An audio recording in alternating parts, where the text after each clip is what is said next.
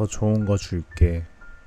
마약에 취해 의식이 몽롱한 채로 벤츠 폭주 사고를 일으킨 나카가 마리사가 2026년에 출소합니다.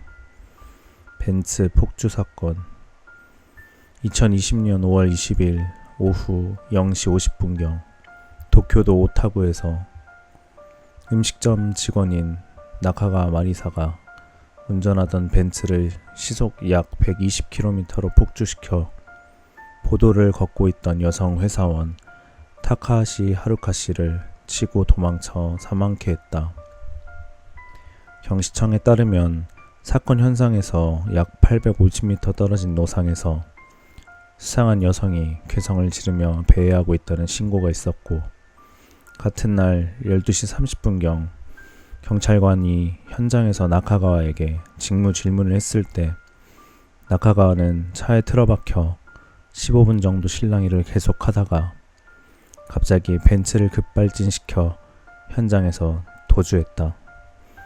순찰차에 추적을 받으면서 벤츠로 폭주하다가 차 2대와 충돌했다. 하지만 그대로 정차하지 않고 노상에서 보도로 올라타 걷고 있던 여성 회사원 타카하시 하루카 씨를 뒤에서 힘껏 튕겨 올리듯 치고 말았다. 타카하시 씨는 머리 등을 강하게 부딪혀 이송된 병원에서 치료를 받았으나 안타깝게도 숨을 거두고 말았다.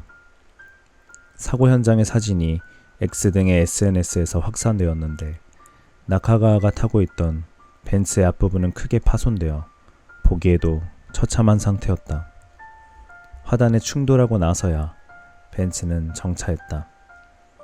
나카가와는 충돌하여 크게 파손된 벤츠에서 내리자 뜻밖에도 도보로 근처의 아파트로 도망쳐 들어갔다.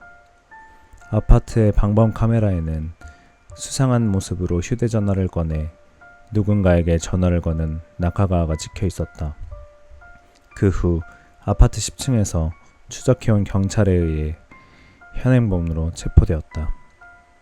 나카가와는 조사에서 약을 너무 많이 먹어 충돌까지의 기억이 없다 등으로 진술하고 있으며, 소변검사에서 각성제 성분이 검출된 것으로 보아 각성제를 투약하고 벤츠를 운전해 폭주시켜 뺑소니 사고를 일으킨 것으로 보인다. 그 후 나카가와는 자동차 운전처벌법 위반, 각성제 취급법 위반 죄 등으로 기소되었다. 나카가와가 타고 있던 것이 최고급 클래스의 벤츠였다는 점에서 세간의 주목을 받은 사건이다.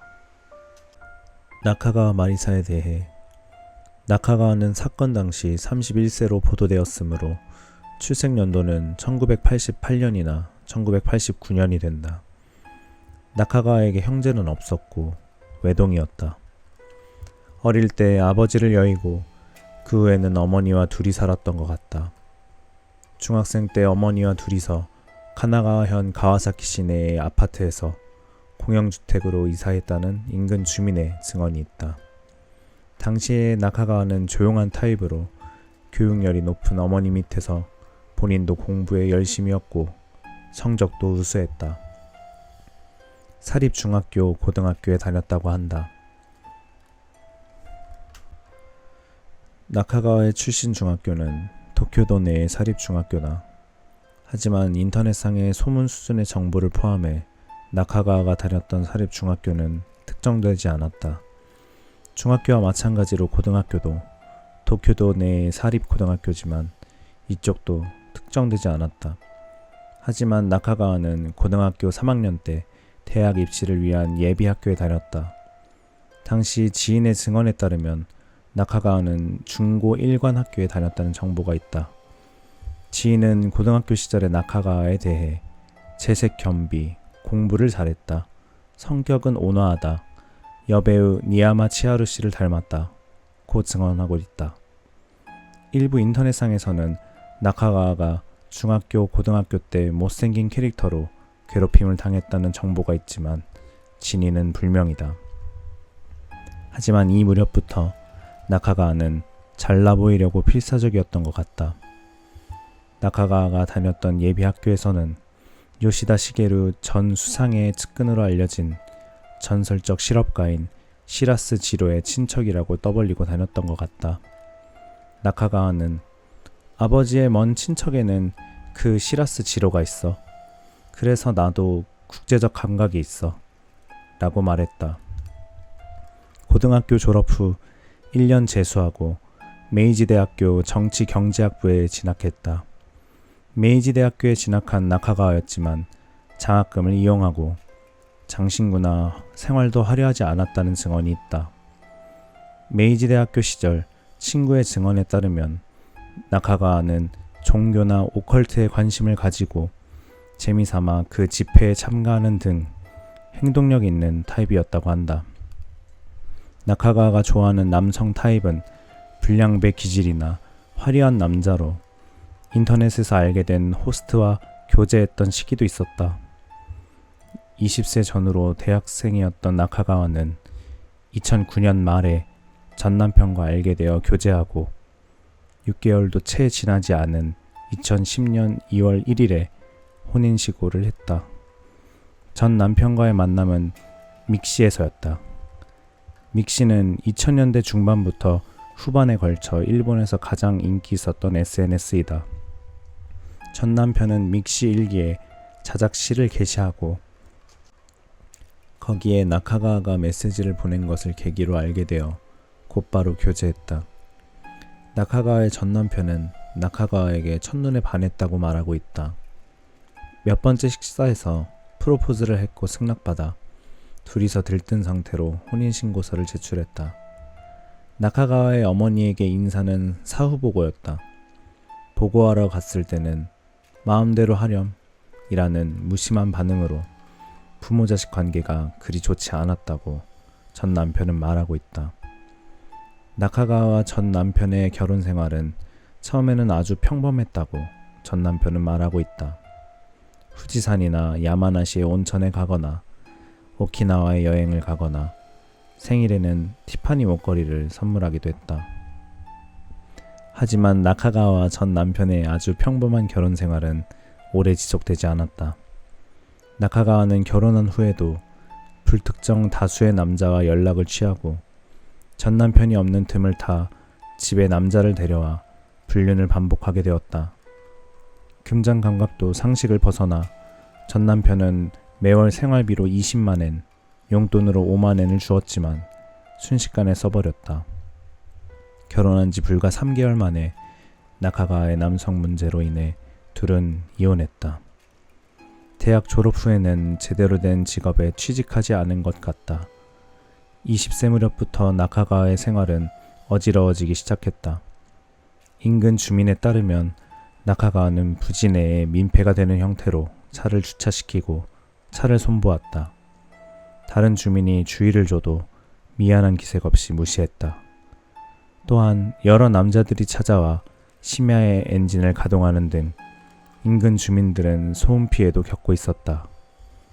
뺑소니 사건의 3, 4년 전에는 남자가 나카가와의 자택에서 가전제품을 계속해서 던져버리는 것도 목격되었다.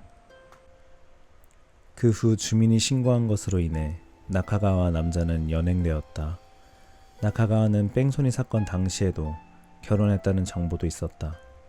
지인에게도 결혼했다고 연락했다가 돈을 줄 테니 내 이야기를 들어줄 사람을 모집하고 싶다고 지리멸렬한 말을 하고 있었다. 새로운 남편에 대한 정보는 전혀 나오지 않았고 자세한 것은 불명이다. 나카가와는 각성제 사용으로 사고를 일으켰지만 이전부터 지인에게 마약을 했다고 밝혔다. 지인에 따르면 코카인, MDMA, 대마초는 해본 적이 있다 고 말했다.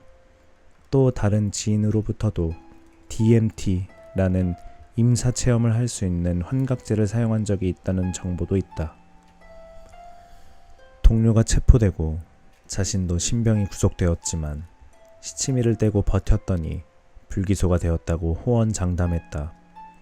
한 번씩은 모든 마약을 다 해봤다고도 말했다. 경찰에 따르면 사건 당시 나카가와의 주소는 가와사키 시내의 공영주택이었고 가까운 역에서 도보 10분, 건물은 지은 지 30년 이상으로 월세는 5만엔 전후라고 한다. 나카가와는 2018년경까지는 이 공영주택에 살고 있었지만 그 후 이사하여 어머니만 거주하고 있었다. 그 어머니도 나카가와의 뺑소니 사건 이후 이사했을 가능성이 높다. 나카가와 마리사의 가족. 나카가와의 아버지는 나카가와가 어릴 때 사망했다. 아버지는 생전에 번역 관련 일을 했던 것으로 보아 그런대로 부유한 가정에서 자랐다고 생각된다. 하지만 아버지가 암으로 사망했기 때문에 모자 가정에 가난한 생활이 되었다. 어머니는 간병 일을 했다고 한다. 어머니와 둘이 살면서 당시에는 조용한 여자아이였다. 부유하지는 않았겠지만 어머니는 교육열이 높았고 나카가와도 성적이 우수했다. 라는 인근 주민의 증언도 있다. 모자 가정임에도 나카가와를 중고등학교 일관 학교에 보냈던 것으로 보아 어머니가 얼마나 교육열이 높았는지 알 수 있다. 사건 후 기자가 나카가와의 어머니에게 직접 취재를 했을 때 어머니는 가해자 가족은 죽으면 되는 겁니까? 라며 흥분했다고 한다. 교육열이 높고 모자 가정임에도 나카가와를 사립 중고등학교 일관 학교에 진학시켰던 것이나 기자에 대한 태도로 볼 때 나카가와의 어머니는 상당히 자존심이 강한 인물일지도 모른다. SNS 등에서 출신을 허위로 주장. 나카가와는 평소부터 페이스북, 인스타그램, X 등의 SNS에서 셀럽 어필을 하고 있었다. 야자키 마리사라는 계정명으로 자신의 출신지는 샌디에고라고 주장했다. 어릴 때는 하와이의 야경이 보이는 언덕에 자주 데려가 주셨다고 거짓말하고 태생부터 셀럽인 것처럼 연기했다. 자신의 직업에 대해서도 컨설턴트, 모델, 투자가 등이라고 자칭하고 두바이나 라스베가스 등으로의 해외여행 이미지를 많이 게시하며 셀럽한 생활을 어필하고 있었다. 또한 고급 호텔에서의 디너나 애차인 벤츠, 연회비만 14만 3천엔이나 하는 아멕스 카드의 플래티넘 카드 사진 등 많은 사진을 올리며 셀럽의 호화로운 생활 모습을 SNS에 게시하고 있었다. 하지만 지인의 증언에 따르면 실제로 나카가와는 고급 브랜드 제품을 착용하지 않았고 소지금도 많지 않았다고 한다.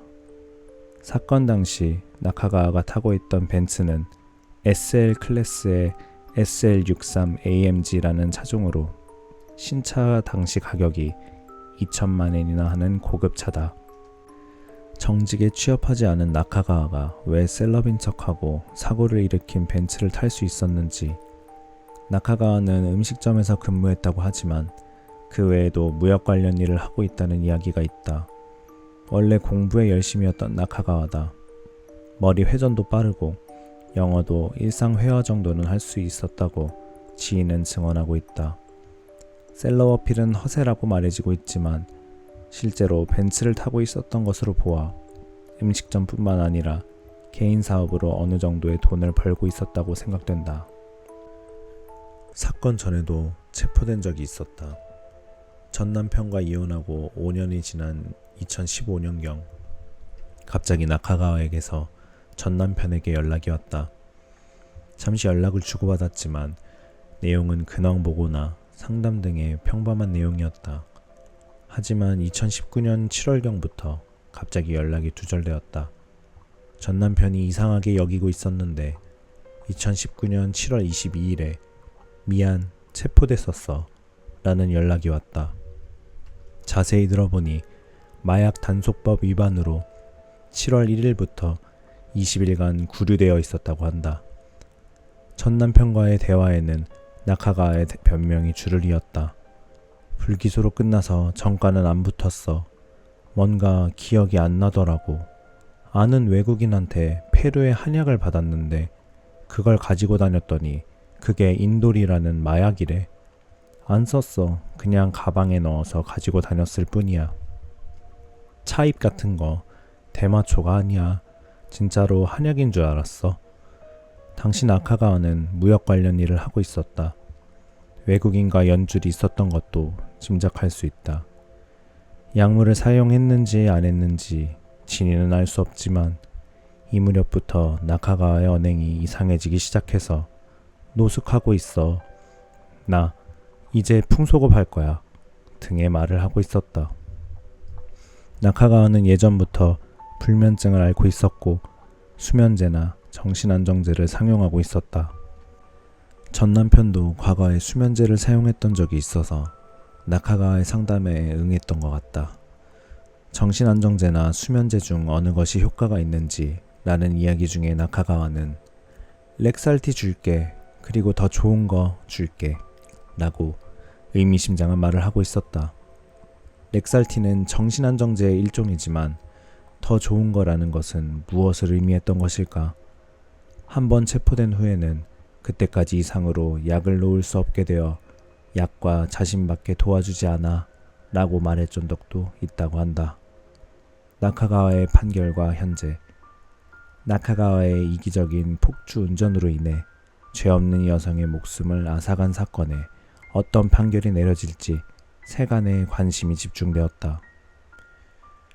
2020년 11월 30일 도쿄 지방법원의 첫 공판. 나카가와는 자동차 운전 처벌법 위반, 도로교통법 위반, 각성제 취급법 위반 죄로 기소되었다.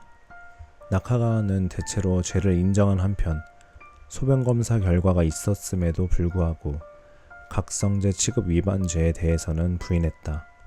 그리고 2021년 3월에 도쿄지방법원에서 징역 5년의 판결이 내려졌다.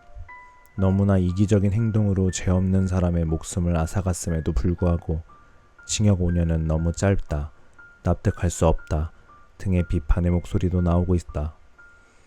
도쿄지방법원은 피고인은 불합리한 변명으로 일관하고 자신이 한 행위나 책임에 직면하려 하지 않아 형사 책임이 무겁다 고 발표했다. 일반적으로 위험 운전 치사 상해의 양형은 5년에서 15년으로 되어 있기 때문에 나카가와에게 내려진 징역 5년은 도쿄지방법원이 발표한 코멘트와 모순된다. 또한 이송되는 차 안에서 즐겁게 웃는 나카가와의 모습이 영상에 포착되어 그 모습이 SNS와 TV에서 방송되면서 비판이 강해졌다. 나카가와의 현재에 대해서는 후속 보도도 없고 불명이지만 징역 5년의 판결 후 피고인 측도 검찰 측도 항소했다는 정보는 없고 이 판결이 확정되어 교도소에 수감되어 있다고 생각된다. 어느 교도소에서 복역하고 있는지 등의 정보는 없다. 예정대로라면 2026년에는 출소할 전망이다.